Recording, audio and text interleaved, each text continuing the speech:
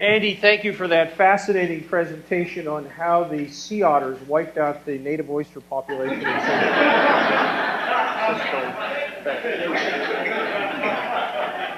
What? I didn't get it right? I have the unenviable position of being the last speaker of the day when the sun is starting to come out, the heavy equipment is roaring, and all the wise teachers have been banished from the room. And you may wonder why. The answer is because I'm a bureaucrat. And what we bureaucrats do is try to take all that science that we've heard and draw the kind of conclusions that I just drew about Andy's presentation and put it into public policy. So I can assure you this is going to be a painful and ugly experience for you, and that's why we want as few people as possible to have to endure it. I'm going to tell you about how San Francisco Bay was being destroyed, how the bay was saved, how sea level rise will impact the Bay Area, and what we need to do about it. And you will see a lot of slides you've already seen, and here is the first one. One hopes and prays.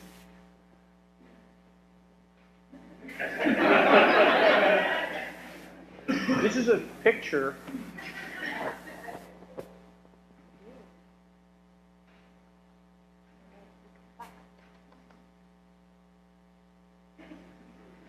I once was in Juneau, Alaska, and I took a tour of the harbor of Juneau, Alaska. And in Juneau, Alaska, it's foggy and overcast about 360 days of the year. So the tour guide would take us out on a boat, and of course, we couldn't see it. So he would always say, imagine, if you will, rising over my shoulder a mountain. Imagine, if you will, on a hillside. So, imagine, if you will, an image on the screen of San Francisco Bay and the Sacramento-San Joaquin Delta, which is the largest estuary on the west coast of both the North and South American continents.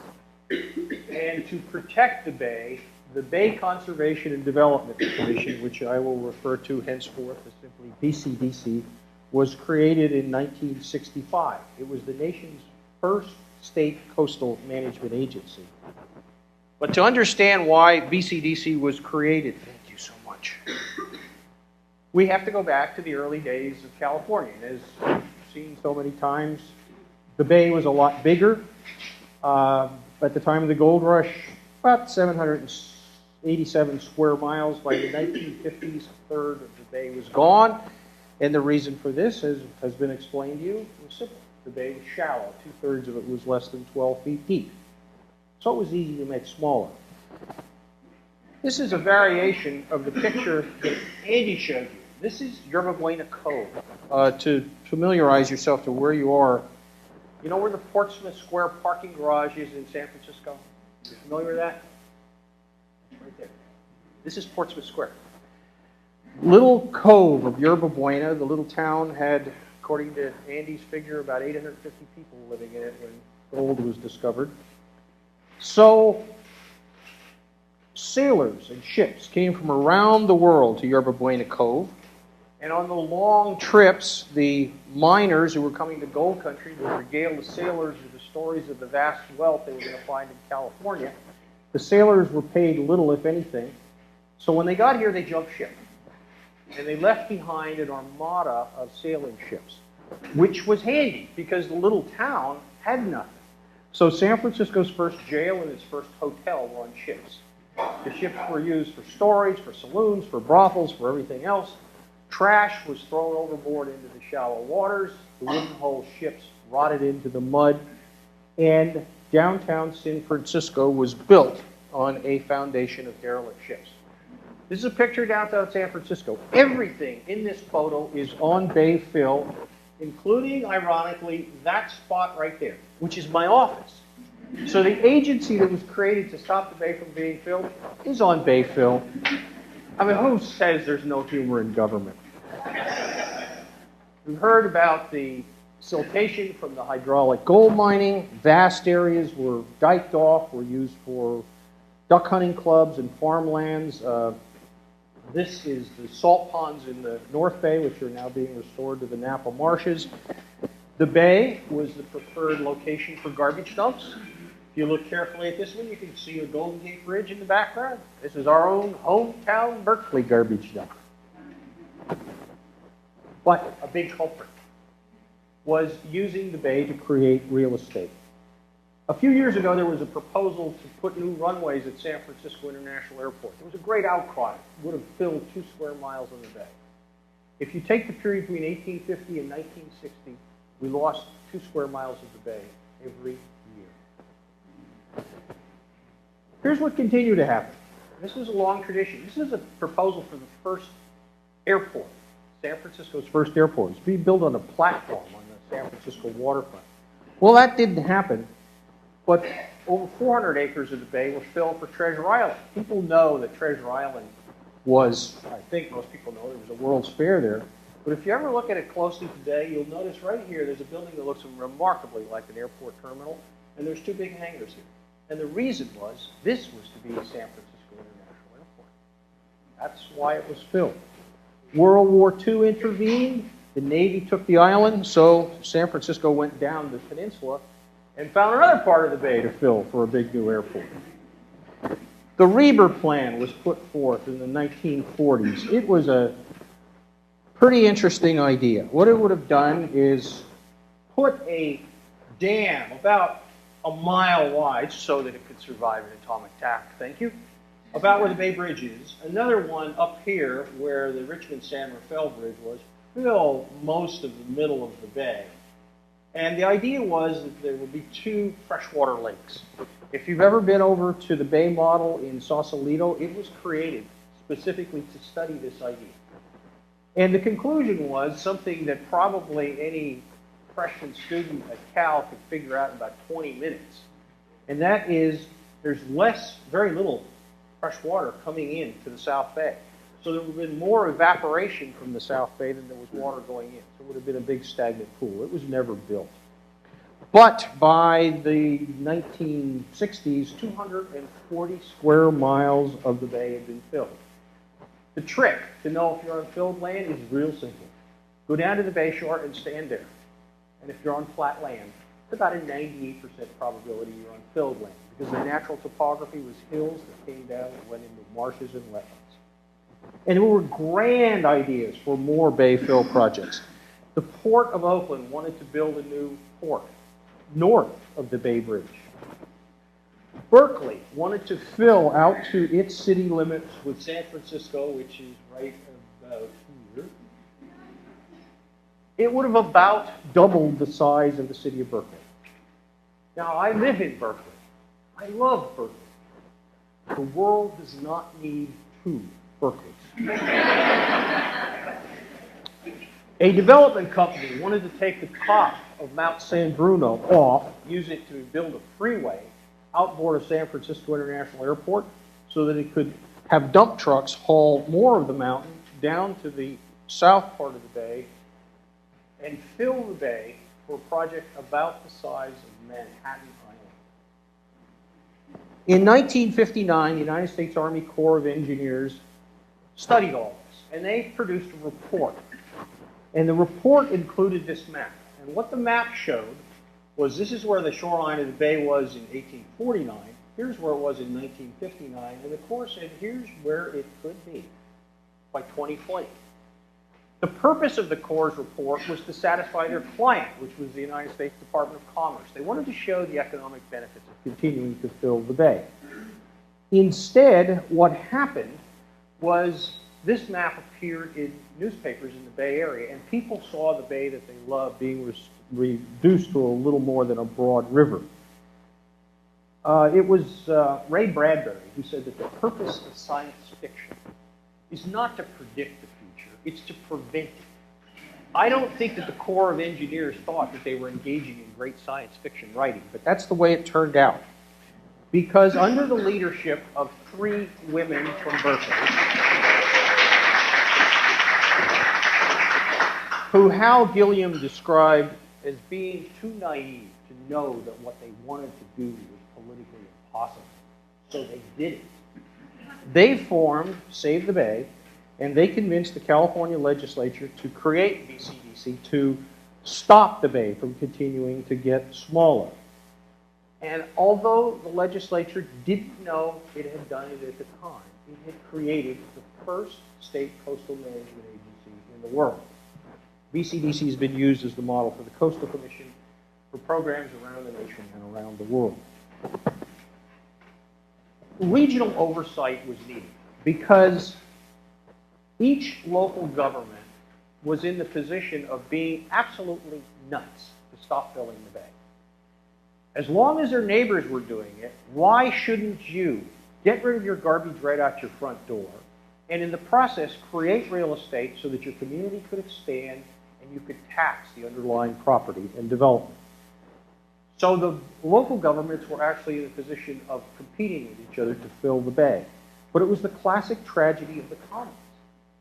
In the process of doing what was in their own best interest, they were destroying a national and international resource and treasure. Now, opponents argued that if you stopped filling the bay, the region's economy would tank. Well, history has proven them wrong, because as our economy has evolved from military and heavy industry and manufacturing into high-tech, biotech, and knowledge-based businesses, what we have to do is rely on quality of life to attract the best and brightest people here.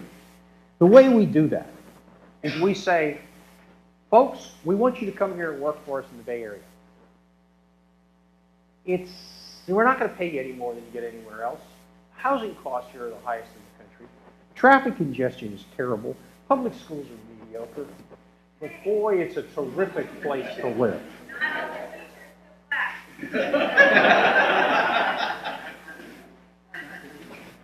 My deepest apologies. I have to tell you, I have a daughter that actually survived public school, so it does happen. What has happened is that the proximity to the bay and the protection of the bay and the other aesthetic resources we have has added so much to the quality of life that saving the bay is now seen as the economic underpinning, the foundation for the prosperity we've enjoyed over the past 50 years. To carry out our bay protection law, the way it works is really simple. If you want to build anything around the bay, in the bay, take anything out of the bay, you need a permit. And we can approve new bay fill. The legislature didn't say you had 100 years to screw up the bay, and if you didn't get it done by now, you got to stop. What they said is you can only fill the bay for things that you really have to fill the bay for, such as ports and water-related industry and other things like that. The legislature also, interestingly, included airports as a sort of thing that the bay could be filled for. Now, if you've flown into Kansas or Denver, you know you don't need a waterfront location for an airport. But by having airports on the water and taking off and landing over water, there are both noise and safety advantages. And we already have 2 international airports right on the bay shoreline. So if they reach capacity and we can't expand them into the bay, the only choice we have is to do what Denver did when their airport reached capacity. They had to go halfway to Ohio to find a new site. In addition to preventing new bay fill, the other responsibility we have is for requiring public access to the shoreline. Well, why that? Well, because this is what the shoreline looked like. It's about 1,000 miles around the bay, but only 4 miles of it was open to the public. And we can also approve a little bit of bay fill for public access and for improving shoreline appearance. Well, what's that all about? Well, it turns out that that's necessary because in many cases, the shoreline of the bay isn't anywhere. It is simply where the last dump truck backed up to and dumped the last load before the law was changed. So to dress up the shoreline, we can allow a little bit of fill. And over the past 40 years, we have approved permits for a variety of fill projects, including things like this, which is the new east span of the Bay Bridge. But we have done what we've been told to do, which is to require mitigation and to restore wetlands around the shoreline of the bay. So now the bay is actually larger than it was 42 years ago. Our permits have required public access along about 117 miles of the shoreline. And that access, in combination with access provided by the Bay Trail Project, has opened about 3/4 of the bay shoreline to public.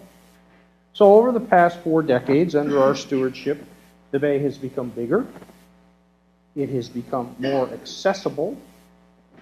And over $16 billion worth of attractive development has been built along the bay shoreline. So I like to say that BCDC is in this unique core of government agencies that actually knows what we're supposed to do. And we do it. So at this point, it would be nice to say the bay has been saved. Let's go home. But sometimes things aren't as simple as it appears, and now we are facing a different problem. Climate change. There's been some controversy about the science about climate change recently, but I want to lay that to rest very quickly with just one slide. Absolute proof that there is a clear correlation between human behavior and global warming. That's it. Now, I want you to notice something important. The data only goes through 2006. I have seen the data for 2009. I can't show it. Seriously, this is a slide you've seen. This is sea level rise in San Francisco Bay. Don't look at the trend line. It's going up. Look at the legend underneath. This is the 20th century. This is what's already happened. We've had 8 inches of sea level rise in the bay. We know this because the oldest continuously operating tide gauge in the United States of America is the Golden Gate. We've got 154 years of data. Let's look a little bit into the future. A few years ago, California scientists said, you know, if we are really able to control greenhouse gases, everybody on planet Earth, it's still going to get warmer in California over the next century, probably 3 degrees Fahrenheit. On the other hand, if we continue with business as usual, we're looking at 10.5 degrees Fahrenheit on average in California. To put that into context, the difference between the average temperature in San Francisco in the winter and the average temperature in San Francisco in the summer is 10 degrees. So it's like changing winter into summer. Now, I know that Mark Twain said the coldest winter I've ever spent was a summer in San Francisco.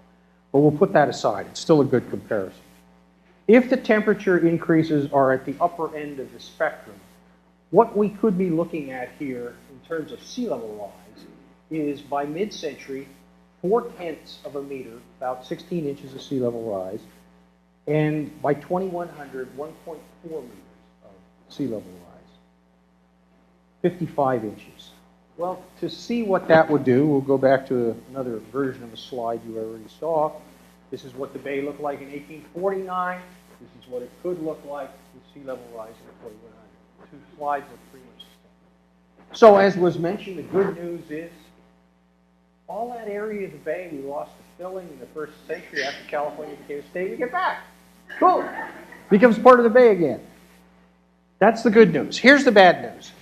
We have built all kinds of expensive stuff on that low-lying real estate, stuff that is just essential to civilization as we know it. Let me give you a few examples. This is San Francisco International Airport. The light blue is 16 inches of sea level rise. The dark blue is 55 inches of sea level rise. Unless protected, SFO could go into water by the end of the century.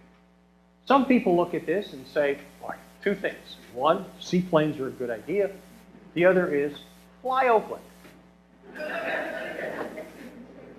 Maybe not. This is Oakland, and this is Silicon Valley, which has been explained, faces double jeopardy. Silicon Valley, when it was orchard, you know what it was called? The Valley of Heart's Delight. The Valley of Heart's Delight. It was just such a spectacularly beautiful orchard. And they, through the groundwater extraction, you got subsidence, so you have vast areas of the South Bay that are well below sea level. Now, at this point, there's usually a smartass here who says, hey, wait a minute, I looked at the FEMA maps. FEMA maps don't show that. And you're absolutely right, they don't. And the reason is because FEMA uses actuarial data from the past to decide whether an area is in danger of flooding. They don't. As a matter of policy, which existed at the federal level for 8 years, they didn't believe that climate change was something real that they had to worry about. They've changed that, but it's going to take them a while. In the meantime, they are still using actuarial data from the past to prepare their maps. So this is an illustration of the FEMA analytical process. They are driving into the future looking in their rear view mirror. In addition to sea level rise, over the next century, the scientists say we should expect not necessarily more storms, but more significant storms, serious storms. A storm surge is what we get in the wintertime when we have low barometric pressure, highest tides, rain, and winds pushing the water across the bay up onto the shoreline. The scientists tell us that the kind of intense storm events that we suffered once a century in the past will face 10 times as often in the future. Now, the flip side of this is it's getting warmer. We're having droughts, so we're going to have more extensive wildfires. This isn't a prediction. This is reading the paper from the last 3 years. As you all know, I believe, California relies on this massive irrigation system, this plumbing system, to take the water from where it falls as precipitation, which is up here in the north and east part of the state, to where the people are in the west and south part of the state. The system we use relies on a free reservoir. It's called a Sierra snowpack. Precipitation falls as snow, it stays in the Sierra, it slowly melts off. We collect the water as it melts off, and then we move it to where we need it in the dry summer months. The expectation is the precipitation levels probably won't change that much, but we will get more in the form of rain, less as snow. That means the Sierra snowpack is going to get appreciably smaller. Beyond the water delivery system, that means it's going to change the way water flows into the bay. And we will get more in the winter, but less in the spring and summer. And without a pulse of fresh water coming into the bay, saltier water, which is shown here in reds and oranges, is going to get much farther up into the delta than it does now. And what's in the delta?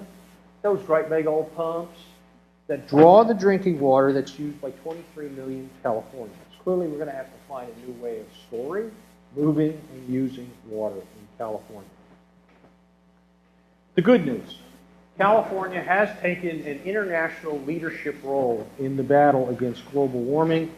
Over the past several years, we've enacted landmark legislation that is aimed at reducing greenhouse gases.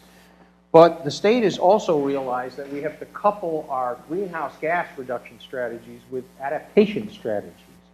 So the governor issued an executive order in November of 2008. He told all the state agencies to come up with your strategies. He also asked the National Academy of Sciences to advise the state on what levels of sea level rise we should use in our planning. And they're supposed to deliver that report to us in about a year. A few months ago, the governor released California's strategy, and I want you to note that he relied on maps from BCDC, which we appreciated very much since just a few months before that he proposed to eliminate us as a state agency. Clearly, it was just a little internal tip. It was a clerical error. We got by it. And everything is fine. Adaptation is necessary, no matter what we do, because it's too late to stop global warming. It's too late to stop sea level rise. They're already happening. So even if we turn off all the lights, park all the cars, shut down all the power plants everywhere on the face of the earth today, you see what happens is you get a slow reduction in greenhouse gases, but the water levels keep going up and the temperatures keep going up. So in many ways, we're in much the same position as the captain of the Titanic was. At the speed he was going, once he finally looked up and saw the iceberg, uttered a few words, no matter what he did after that, it was inevitable he was going to hit it. So we have to do adaptation. Now, climate change provided a very interesting policy and legal dilemma for those of us at BCDC. As I pointed out, the agency was created to stop the bay from getting smaller, and we've done that. But sea level rise promises to make the bay get bigger, and we have no legal responsibility or no authority to deal with it. So here's what we should have done. We should have said, it ain't my job. We can't do anything about it. Instead, what we decided to do something which was novel, which is we said, you know what? There's absolutely no legal limitations on what we can think or say. So we decided to do that, which is why the governor called us the Buccaneers and probably wanted to get rid of us. Ultimately, we secured a change in state law, so now we are charged with developing a regional strategy, but it doesn't give us any new regulatory authority. And it was a lot more fun when it was kind of quasi-illegal. As part of this statewide effort, BCDC is working with the other departments in the California Natural Resources Agency on the state adaptation plan.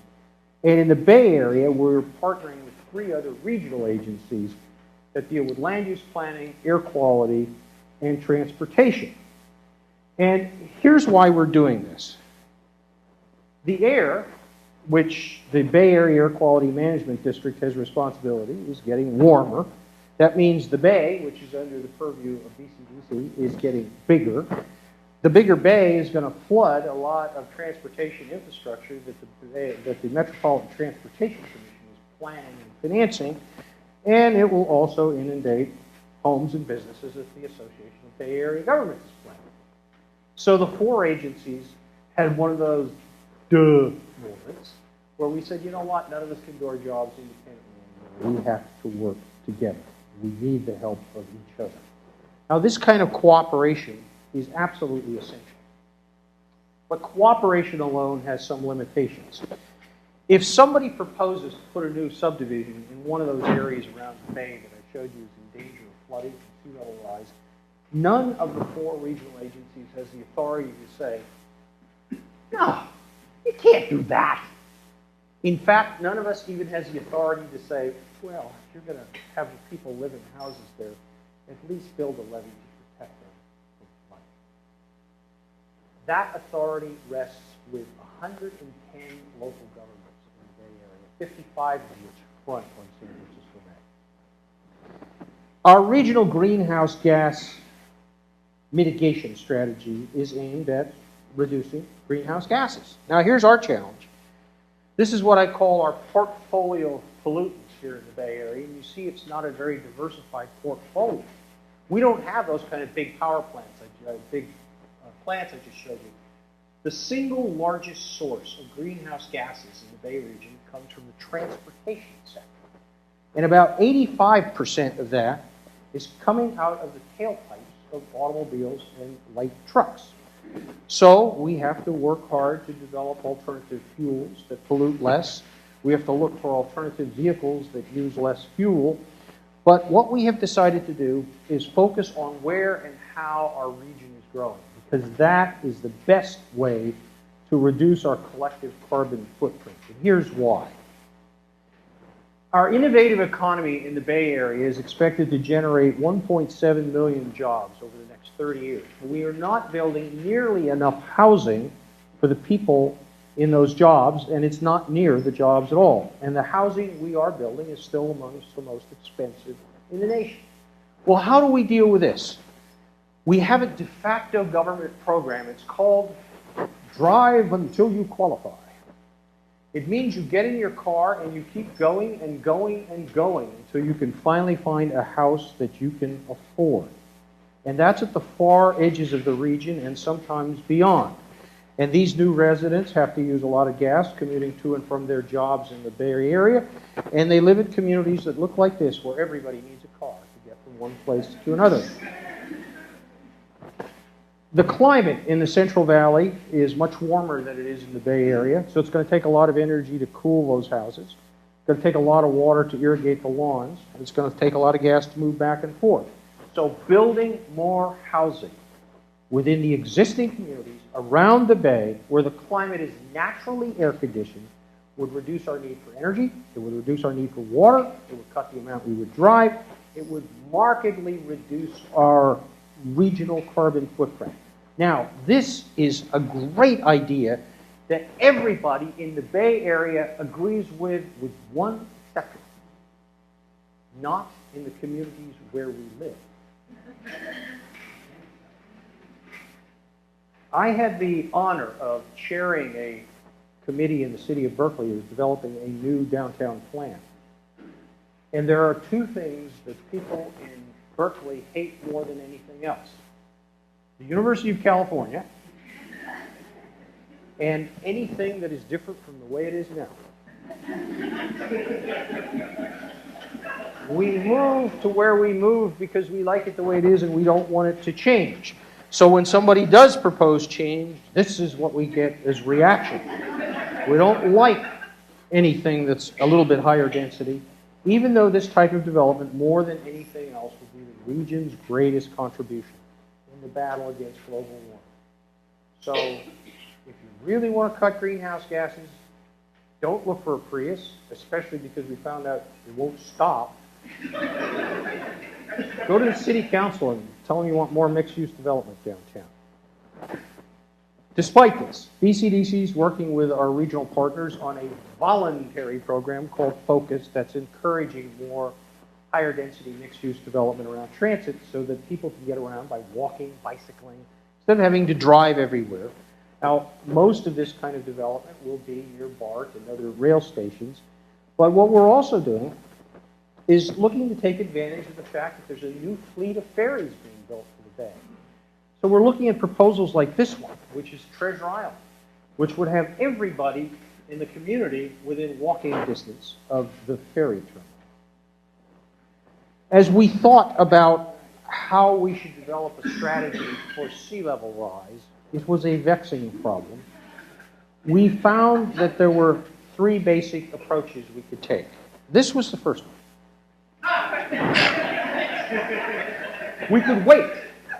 We could wait for the National Academy of Sciences to issue its report on how high the water would get. Now, here's the problem with that. All the projections we've seen in the past always are based on assumptions and have error bars on both sides. The only thing that's constant is that each one is higher than the last one that was published. So we will also always have a degree of uncertainty. The other thing that we found is we're already seeing impacts of sea level rise. This is a little pier in San Francisco. This is a ferry building right here. This is just a little pier. It's so little, it only has half a name. It's called Pier 1/2. And it was used for parking. And as you can see, it had to be red tagged or white signed with red letter signed. And be closed off. It became unsafe. And it wasn't so much, or as much, from the fact that it was old and deteriorating, as waves were pounding the underside of the deck and breaking it loose. So we have evidence of sea level rise already. The other thing we found is we're not going to have to wait long to see more evidence. I told you about the FEMA maps. This is the 100-year floodplain map from FEMA in blue. A 100-year floodplain map doesn't mean you have a flood every 100 years. It means you have a 1% chance of having a flood anyway. We overlaid that with the areas that are subject to sea level rise, 16 inches by mid-century, and you see it's pretty much the same. So in other words, in 40 years from now, 40 years, that's one refi of your current mortgage away. What is now a 100-year floodplain would be a 1-year floodplain. That is, it would be high tide. So we don't have to wait long, and it looks like the longer we wait, the worse the problem will be. So that was option one. Just hang on. The other one was 2, which is pull back. Start planned retreat from the shoreline. Get away from it. Don't put people in harm's way. For crying out loud, don't allow any more development in low-lying areas. Now, here's the problem with that. We find if you paint with too broad a brush, you can generate some unintended consequences. Some of these areas that are vulnerable to sea level rise, low-lying, are in the midst of other areas that we're going to try our damnedest to protect anyhow. So it doesn't make sense to prohibit developments there. Some of them are big enough so that you can actually think ahead and plan for sea level rise in your overall development scheme. And some of them, it is possible that you can use the front for development that is designed as part of a flood control system that will protect inland stuff that would flood anyway. In other words, you get the private sector to build the public flood control system so that we don't have to pay for it. The other thing we found was that I told you about our strategy for reducing greenhouse gases. If we hold everything back and move back from the shoreline, our strategy for reducing greenhouse gases says, let's have more development around existing transit. Now, a lot of that is around the shoreline of the bay. That's where our existing community is. So while we're trying to have more people in this mild microclimate, withdrawing and retreating from it would do exactly the opposite. So in other words, we want more development in the already urbanized core, not less. We want more growth near transit and ferries, not less. We want more housing in the mild microclimate of the Bay Area, not less, instead of in the inland areas where it's hotter in the summer and colder in the winter. So that was option 2. The option 3, the one that we decided on, is something like triage in an emergency room.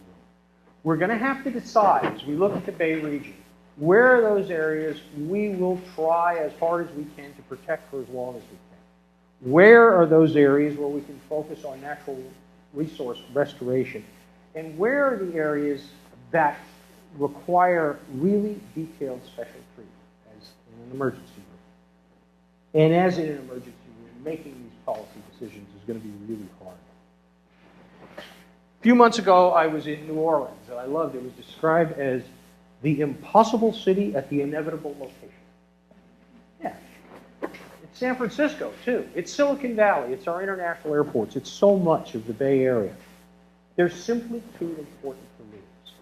So we'll have to try to find ways of protecting them, whatever the cost. What does that mean? It means we're going to build levees. We are going to build a lot of levees. And we face a double challenge in building levees in the Bay region. They have to be big enough and high enough and strong enough to hold back rising seas and floods. And they have to be able to do it during an earthquake. In some places, we can retreat from the shoreline. We can focus on restoring tidal wetlands. Now, tidal wetlands are about as close to magic as you're going to find when you're dealing with sea level rise and climate change. Because all wetlands are wonderful for flood control. They just suck up flood water. And they also absorb wind energy. So the wider the wetland is in the front, the lower the levee can be in the back. Tidal wetlands do something else. They actually take carbon out of the atmosphere and they put it into the ground. They sequester carbon. So tidal wetlands can be part of a strategy for reducing greenhouse gases, and they can be part of a strategy for adapting to those impacts of sea level rise that we can't avoid. And that is why we need to be looking at whether there's areas along the shoreline of the bay where it may be better to remove existing development and replace it with wetlands than to try to protect low-value structures. We have to take a hard look at low-lying areas that are planned for new development, but not yet built. Because unless those plans specifically take sea level rise into account, it may be better to simply abandon the plans than to allow the development to be built and then try to protect the houses from flooding, which may be inevitable no matter what we do. In order for our regional strategy to be effective, it has to be bold and audacious. We should stop trying to protect San Francisco Bay the way it is now. We should just stop. And we should abandon this folly that we can ever restore it to the way it was in the past. We can't have it. Instead, what we need to do is design the bay for the way it'll be in the future, where it has different water elevations, different salinity levels, different temperature, different chemistry, probably different species. And we need to try to anticipate the impacts of climate change, put the conditions in place that will react the way we want when those inevitable changes come about. how people have looked at us and said, that is bold and audacious, that is really creative thinking. We have to admit it's not our idea at all. We got it from the great Canadian philosopher, Wayne Gretzky. He said that the key to success in playing hockey is not to skate to where the puck is, but to skate to where the puck will be. The two things we learned from Hurricane Katrina are, first, it is a very stupid idea to build below sea level. And second, we have to figure out how to build in those areas that may someday end up being below sea level. Well, how do we do that? Well, it's simple. We design resiliency and sustainability into anything that goes on along the shoreline. Now, the problem with that is we don't know what resiliency and sustainability look like. We hope that dealing with sea level rise will be much like dealing with seismic safety. When we learned we lived in a region that was riddled with earthquake faults, we didn't move away. Instead, we turned to the architects, the engineers, the scientists, the planners. We said, how do we build buildings that won't fall down during earthquakes? We know that the bay waters will continue to rise. We just don't know how fast the water will rise or how high it will get, how soon. So we need to, again, turn to the architects, the engineers, the scientists, and the planners and say, how do we build around a bay that will surely get bigger? Now, to find out, we resorted to something called an international design competition. The architectural profession is the only one in the world where you can offer a $10,000 prize and get $100,000 worth of free professional services. So we said, let's have a design competition. Because some ideas had been advanced, some people said, clearly what we need are structures that can quickly move out of the way as the waters rise. Others said, no, we need whole communities to float. But what we were looking for was something really innovative, something that nobody had thought of before. So we held this competition. We received 130 submissions from 18 different countries. We gathered together a multidisciplinary international jury. The jury spent a whole day carefully considering each of the proposals. We asked them to come up with one grand prize winner. What the jury concluded was that San Francisco Bay is too complex. The solutions needed to deal with sea level rise are too varied to select one idea. So they ultimately selected 6 winners and 5 honorable mentions. Now, I'm not going to show you the winners, although they are posted here, because if you think about this, the criteria were everything you do has to be on a 20 by 30 board. It actually had to be submitted electronically so that it could be printed on a 20 by 30 board. So the thought process that goes into distilling an idea for something like this one, which was a curtain that would go and hang at the bottom of the Golden Gate and be raised up only at the highest of the highest high tides and just snip off the really damaging high tide and then go back down. That took a lot of creative thinking. It also takes a lot of thought to extract it and understand it. So all of these winners are posted on our website if you want to go in and look at them. They're simply amazing. You really should do so. The other thing we did was, this is one of these things, I woke up one morning and I said, you know what? I bet the Dutch know how to deal with this. So we were trying to be creative. So we applied for a government grant from the Dutch government. And they provided 120,000 euros. And I couldn't figure out how in the hell you could get euros into the California state budget. So what they did was they hired Dutch consultants and universities who evaluated conditions in the Bay Area and offered their advice based on their 800 years of experience. And the partnership that we put together was fascinating. They came up with whole new conceptual ways of dealing with trying to decide on this particular part of the shoreline, do you think about development, do you think about restoration, and depending on what you think about, here are a variety of different ways you could deal with it. They showed us some of the things that they had done in Holland. They also showed us that this is what the San Francisco waterfront could look like if exposed to the genius of Dutch architects, which probably isn't such a good idea. And they showed us something that they call super levees, which are simply too big to fail. They might be over top, but they're just too damn big. So this is what Foster City could look like with wetlands restored in front of it and then super levees behind it. We also asked them to look at the institutional structures that we use for dealing with sea level rise and flooding. And let me distill and summarize what we concluded. Here's what it is. If you're a baby and you're born in Holland, and then you start looking around and you go, mommy, daddy, dog, and then the next thing you learn is you look over your shoulder to where the North Sea is. Because you are always aware of it. It's a threat every moment of your life. It's part of your consciousness. It's just part of who you are. But you know that your government will protect you and take care of you. So much so that it is not necessary to have flood insurance in Holland. In fact, it is illegal to do so. Why in the world would a country allow its citizens to be fleeced and buy flood insurance when that government is guaranteeing you that it will protect you? On the other hand, in the United States, when we say, hey, this area is in danger of flooding from sea level rise, the first reaction of a private property owner is the government is going to step in and interfere with their property rights.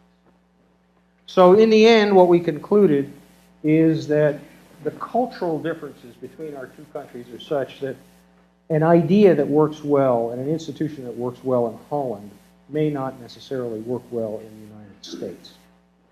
What we intend to do is to take the experience from the design competition, from the research that we've done, from our work with our partners, from the work with the Dutch, and set very high performance standards for what should happen around the shoreline of San Francisco Bay. And then what we want to do is take advantage of the fact that we have got a lot of imaginative and innovative institutions and people in the Bay region. As you know, we find new solutions to old problems, better solutions to new problems. We find solutions to problems that most people don't even know they have.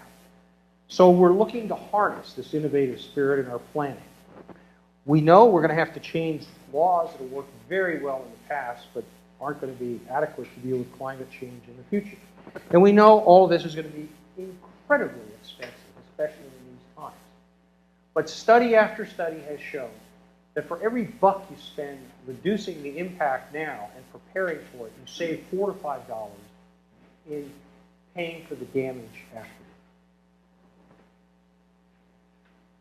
A half century ago, our region realized that business as usual would destroy San Francisco Bay. So we found the conviction and the political leadership to save the bay. Over the next half century, we faced the prospect of losing some of the most important parts of the Bay Area to the Bay if we continue with business as usual. So once again, we need to find courageous political leadership to deal forcefully with the rising waters of the Bay. Now, admittedly, what we do here in our region is just a tiny fraction of what needs to happen on planet Earth. But what we can do is what we have done so many times before. We can leverage our impact. We can provide ideas. We can provide leadership that can be used around the country and around the world. The challenge posed by climate change is enormous. But we have to succeed in meeting that challenge. Because if we don't, in every one of our futures will be a child, maybe our child, a grandchild, somebody else's child who's going to look at us and say, how could you have not seen what was happening?